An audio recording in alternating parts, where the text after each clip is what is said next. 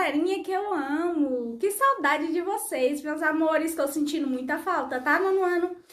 Hoje nós vamos fazer algumas correções das atividades. Aproveitem para tirar dúvida, prestar bastante atenção na explicação de cada questão. E se ainda assim persistirem, só é me procurar, tá ok? Estou à disposição. Beijos!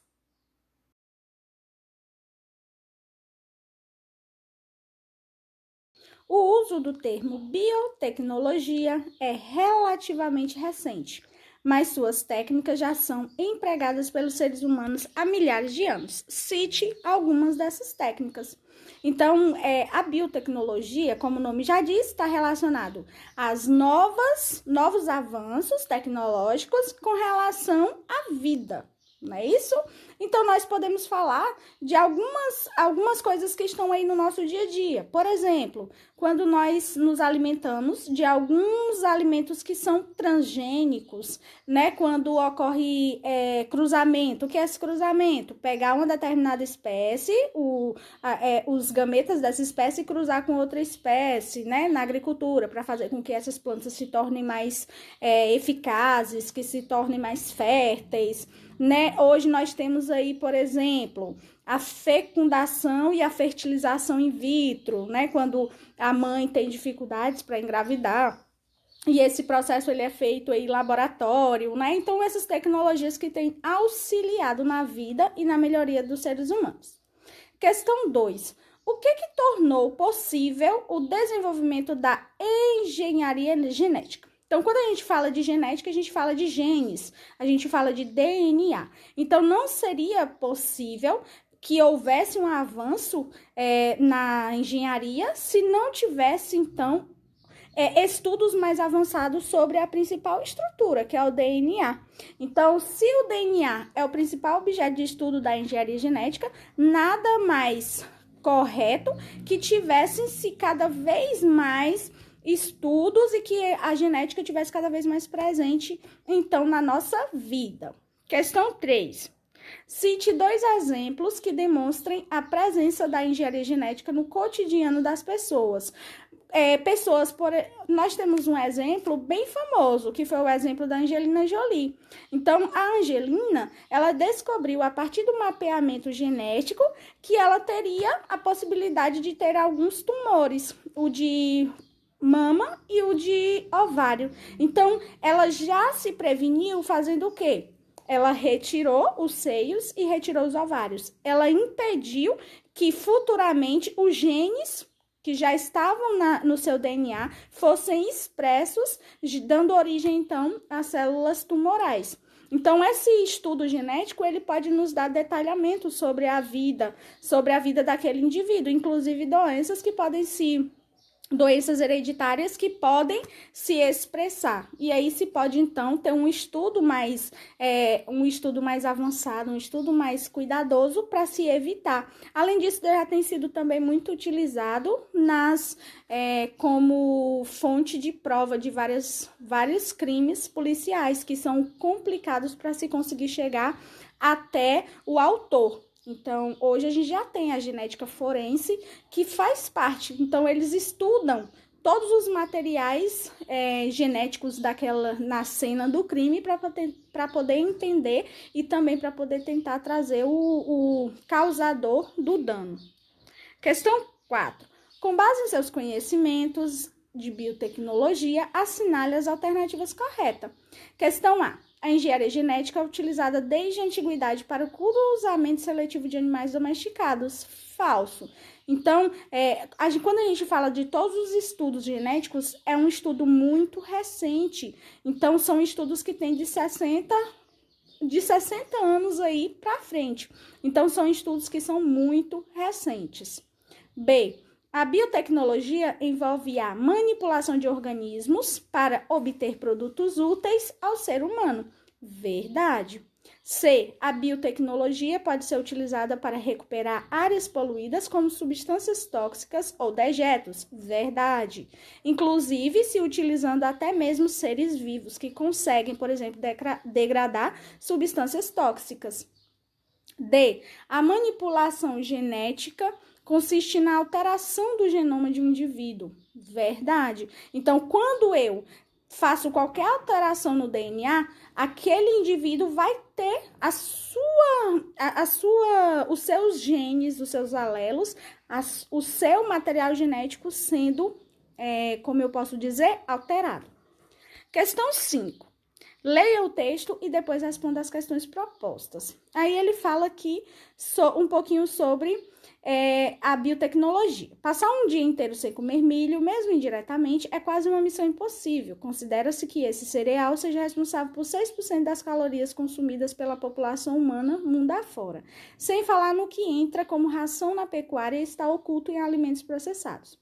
Muito antes de existirem, as grandes espigas amareladas disponíveis hoje em feiras e supermercados, o ancestral do milho era uma planta mexicana com poucos grãos, que se soltavam facilmente da espiga em uma casca praticamente intransponível. Um grupo internacional de pesquisadores agora detalha um pouco mais essa história de 9.000 anos e mostra um papel proeminente das populações humanas pré-colombianas da Amazônia. Naquele momento, índios da região já tinham grande experiência no manejo e na seleção de uma variedade de espécies, como feijão, abóbora e mandioca. Questão A. Qual a relação entre a biotecnologia e a existência do milho atual, com as características que conhecemos?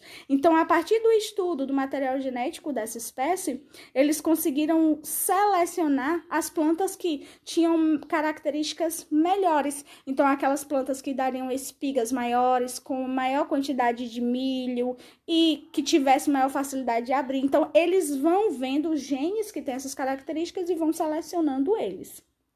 B.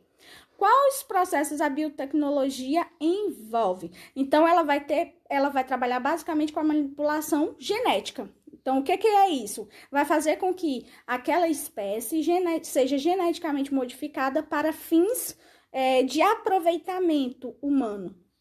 Questão 6. No tratamento de um paciente vítima de acidente vascular cerebral, foram usadas as técnicas de terapia gênica, com o uso de células-tronco embrionárias. Qual é a vantagem de se usar células-tronco embrionárias nesse tratamento? Primeiro que células-tronco são células totipotentes. O que é isso? Quando eu pego essas células e coloco em um tecido doente, aquela célula tem característica de se transformar naquele tecido e fazer com que aquele tecido seja recuperado. E, na verdade, seria qualquer tipo de tecido. Então, se eu colocar em qualquer região, ele vai conseguir se transformar naquele tecido e vai conseguir, assim, regenerar. Além disso, se eu tenho essa eficácia, no caso de doenças como um acidente vascular que tem danos graves, a gente tem aí uma recuperação muito grande. Questão 7. Pouco depois do nascimento da ovelha Dolly, em 1997, um laboratório anunciou o nascimento da ovelha Polly. Esse animal é capaz de produzir em seu leite um importante fator da coagulação sanguínea humana, que os hemofílicos não têm a capacidade de sintetizar. Na criação de Polly, foi retirada uma célula somática de uma ovelha doadora, e no núcleo dessa célula foi inserido o gene humano de interesse. Esse núcleo substitui, então, o do ovócito de uma mãe de aluguel. A relevância desse experimento reside no fato de que, se rebanhos forem criados a partir da multiplicação de ovelhas geneticamente iguais a Polly, será possível produzir um fator de coagulação sanguínea em grande escala para uso terapêutico. Os dois segmentos sublinhados no texto acima representam processos atualmente utilizados em genética. Assinale a alternativa que representa. Então, a primeira, quando ele fala, foi retirada uma célula somática de uma ovelha doadora e no núcleo dessa célula foi inserido o gene humano de interesse. Isso aí a gente está fazendo o quê? Unindo dois materiais diferentes. Isso a gente chama de transgenia. E o outro foi, se rebanhos forem criados a partir da multiplicação. Então, iguais. Quando eu tenho células iguais, a gente tem células clone. São iguais, totalmente, não tem nenhuma diferenciação genética. E aí a gente chama de clonagem. Então, a opção é. Questão 8. Leia o texto e depois responda as questões propostas. A maioria dos alimentos que têm em sua composição organismos geneticamente modificados apresentam nas embalagens o símbolo que identifica a presença deles. Assim, os consumidores podem optar por consumi-los ou não. Esse Tzinho aí significa, então, transgênico. O que são, então, organismos transgênicos? Então, os transgênicos são organismos que são modificados geneticamente para expressar apenas as características do interesse do engenheiro. Então, por exemplo, eu trabalho numa fazenda e eu quero plantar feijões, mas eu quero plantar aquelas plantas que deem mais vagens, que essas vagens sejam cheias de feijão, que esses feijões sejam grandes, que tenham uma lucratibilidade maior. Então, eu contrato um engenheiro, ele vai estudar e vai selecionar aqueles genes, aqueles DNAs onde tem as características que eu quero. B. Importância de garantir para os consumidores a oportunidade de escolher se querem ou não consumir transgênicos. Podemos dizer que isso se relaciona com a bioética?